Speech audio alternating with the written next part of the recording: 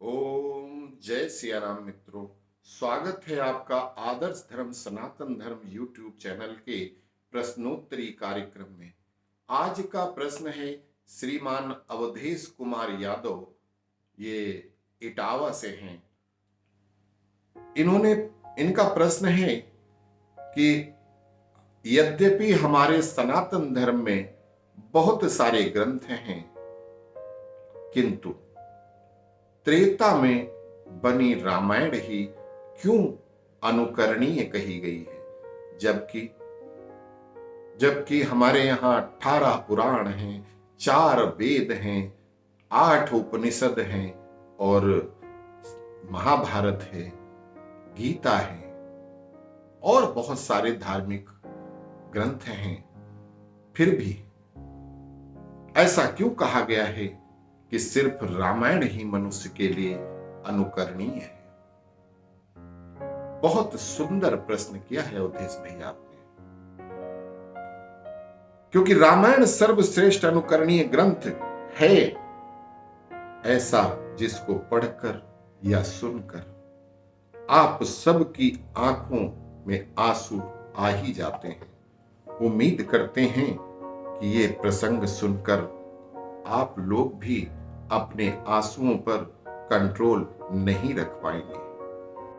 रामायण के एक दो छोटे छोटे से वृत्तांत के माध्यम से ये रहस्य मैं समझाने की कोशिश करता हूं। एक रात की बात थी कि माता कौशल्या जी को सोते में अपने महल की छत पर कुछ चलने की आहट सुनाई देती है। नींद खुल गई तो पूछा, कौन है? कौन है? मालूम पड़ा कि वो श्रुतिकीर्ति मतलब उनकी सबसे छोटी बहू शत्रुघ्न की पत्नी। माता कौशल्या जी ने उन्हें नीचे बुलाया। श्रुतिकीर्ति जी आई, चरणों में प्रणाम करके खड़ी रह गई।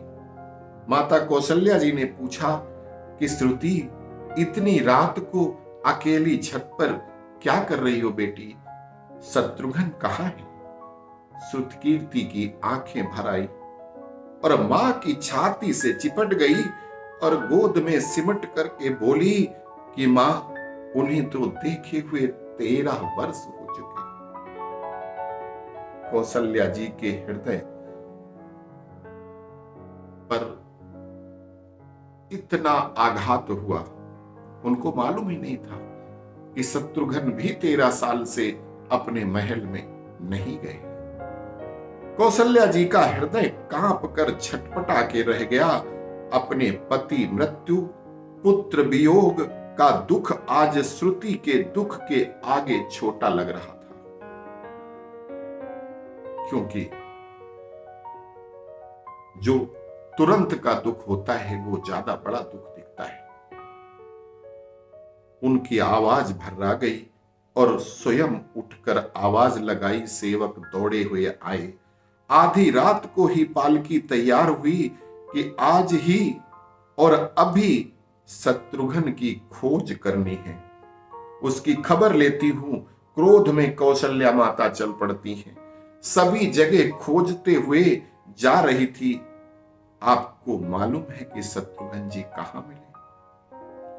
अयोध्या जी के जिस दरवाजे के बाहर भरत जी नंदीग्राम में रहते थे, तपस्वी होकर रह रहे थे, उसी दरवाजे के भीतर एक पत्थर की शिला थी। उसी शिला पर अपनी बाह का तकिया बनाकर अपने भाइयों, अपनी माताओं, अपने पिता, अपने राज्य के सारे दुख अपने कंधों पर समेटे हुए शिला पर लेटे और सिसकी लेकर चुपचाप अपने दुख को, अपने आंसुओं को रोकने की असफल चेष्टा कर रहे थे। माता कौशल्या चुपचाप जाकर पुत्र के सिरहाने बैठ गई और उसके बालों पे हाथ फिराया तो शत्रुघ्न जी ने आंखें खोली। मां उठे, चरणों में गिरे। मां, आपने क्यों कष्ट किया? मुझे बुला लिया होता। मां ने कहा कि बेटा शत्रुघ्न, तुम यहां क्यों? अब शत्रुघ्न जी की रुलाई फूट पड़ी। सब्र का पैमाना टूट गया, क्योंकि कोई भी मनुष्य सबसे अपना दुख छिपा सकता है, किंतु अपनी मां से नहीं। मां बाप से वो अपना दुख नहीं छिपा सकता। वो तो संतान को एक नजर देखकर ही सब कुछ जान लेते हैं। शत्रुघ्न बोले कि मां, भैया राम जी पिताजी की आज्ञा से वन चले गए, भैया लक्ष्मण उनके पीछे चले गए, भैया भरत जी भी यहां नंदीग्राम में जमीन के अंदर गड्ढा खोदकर उसमें योगी सन्यासी का जीवन जी रहे हैं। क्या ये महल, ये रथ, ये राजसी वस्त्र विधाता ने मेरे लिए बनाए हैं? हे मां, मेरे भाइयों को बिना ये वस्त्र, ये आभूषण, ये महल मुझे नागों की तरह डसते हैं। अब उनका भयानक विष अपने शरीर में मैं महसूस करता हूं। हे मां, मुझे अपनी गोद में छिपा लो, मैं सहन नहीं कर सकता। मां, मुझे बचा लो। माता कौशल्या निरुत्तर हो गई, बस अपने पुत्र को अपनी छाती से लगाकर चूम रही थी, प्यार कर रही थी, दुलार किए जा रही थी। वास्तव में क्या है ये राम कथा? ये भोग विलास मनोरंजन की नहीं, अपितु एक से एक बढ़कर त्याग की कथा है रामायण। यहां तो त्याग की जैसे प्रतियोगिता चलती हो और सभी प्रथम हैं, कोई पीछे नहीं। चारों भाइयों का प्रेम और त्याग, एक दूसरे के प्रति अद्भुत प्यार, विश्वास, एकता, बड़े छोटों का संबंध, दिल से आदर सत्कार, समर्पण अलौकिक है। रामायण जीवन जीने की सबसे उत्तम शिक्षा देती है। भगवान श्री राम को 14 वर्ष का वनवास हुआ तो उनकी पत्नी सीता जी ने भी सहर्ष वनवास स्वीकार कर लिया। बचपन से ही बड़े भाई की सेवा में रहने वाले लक्ष्मण जी कैसे राम जी से दूर हो जाते? माता सुमित्रा से उन्होंने आज्ञा ले ली थी वन जाने की, परंतु जब उर्मिला से कक्ष की ओर बढ़ रहे थे तो सोच रहे थे मां ने तो आज्ञा दे दी, परंतु उर्मिला को कैसे समझाऊंगा, क्या बोलूंगा उनसे? यही सोच विचार करके लक्ष्मण जी जैसे ही अपने कक्ष में पहुंचे तो देखा कि उर्मिला जी खुद आरती का थाल लेकर के खड़ी हुई थी और बोलती हैं कि आप मेरी चिंता छोड़ प्रभु श्री राम की सेवा में वन को जाओ। मैं आपको नहीं रोकूंगी, मेरे कारण आपकी सेवा में कोई बाधा ना आए, इसलिए साथ जाने की जिद भी नहीं करूंगी। लक्ष्मण जी के को कहने में संकोच हो रहा था, परंतु उनके कुछ कहने से पहले उर्मिला जी ने उनके संकोच को बाहर ही निकाल दिया। वास्तव में यही पत्नी का धर्म है कि पति संकोच में पड़े तो सबसे पहले पत्नी ही अपने मन की बात उसके मन की बात समझ जाए और उसे संकोच को बाहर कर दे। लक्ष्मण जी चले गए, परंतु 14 वर्ष तक उर्मिला एक तपस्विनी की भांति कठोर तप करती रही। वन में प्रभु श्री राम माता सीता की सेवा में लक्ष्मण जी कभी सोए नहीं, परंतु उर्मिला ने अपने महलों के द्वार कभी बंद नहीं किए और सारी रात जाग जाग कर उस दीपक की लौ को बुझने नहीं दिया। मेघनाथ से युद्ध करते हुए जब लक्ष्मण जी को शक्ति लग जाती है और हनुमान जी उनके लिए संजीवनी का पर्वत लेकर के लौट रहे होते हैं, तो बीच में जब हनुमान जी अयोध्या के ऊपर से गुजर रहे थे तो भरत जी ने उन्हें राक्षस समझकर बाण मारते हैं तो हनुमान जी गिर जाते हैं। तब हनुमान जी सारा वृत्तांत सुनाते हैं कि सीता जी को रावण हर ले गया, लक्ष्मण जी युद्ध में मूर्छित हो गए हैं। ये सुनते ही कौशल्या जी क्या कहती कि हे हनुमान, राम को कहना कि लक्ष्मण के बिना अयोध्या में पैर भी मत रखना, राम वन में ही रहे। पर माता सुमित्रा क्या कहती हैं कि हे हनुमान, राम से कहना कि कोई बात चिंता मत करें, अभी शत्रुघ्न है, मैं उसे भेज दूंगी। मेरे लक्ष्मण चला गया तो क्या हुआ, अभी शत्रुघ्न है मेरा एक बेटा। तो माताओं के प्रेम को देखकर हनुमान जी की आंखों से अश्रुधारा बह रही थी, परंतु जब उन्होंने उर्मिला जी को देखा तो सोचने लगे कि ये क्यों एकदम शांत और प्रसन्न खड़ी है। क्या इन्हें अपने पति के प्राणों की कोई चिंता नहीं है? आपकी प्रसन्नता का क्या कारण है? सूर्य उदित ही होते ही सूर्य कुल का दीपक बुझ जाने वाला है। उर्मिला जी का उत्तर सुनकर तीनों लोक का कोई भी प्राणी उनकी वंदना किए हुए बिना नहीं रह सकता। उर्मिला बोली कि मेरा दीपक संकट में नहीं है, वो बुझ ही नहीं सकता। मेरा दीपक संकट में नहीं है, वो बुझ ही नहीं सकता। रही सूर्योदय की बात, तो आप चाहें तो कुछ दिन अयोध्या में विश्राम कर लीजिए, क्योंकि आपके वहां पहुंचे बिना सूर्य उदय हो ही नहीं सकता। यह उनका कॉन्फिडेंस है। आपने कहा कि प्रभु श्री राम मेरे पति को अपनी गोद में लेकर बैठे हैं। जो योगेश्वर परम ब्रह्म भगवान प्रभु श्री राम की गोदी में लेटा हो, काल उसे तो छू भी नहीं सकता।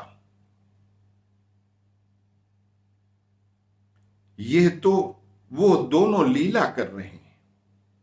मेरे पति जब से बन गए हैं तब से सोए नहीं हैं। उन्होंने ना सोने का प्रण लिया हुआ था, इसलिए वो थोड़ी देर विश्राम कर रहे हैं, और जब भगवान की गोद मिल गई तो थोड़ा विश्राम ज्यादा हो गया है, वे उठ जाएंगे।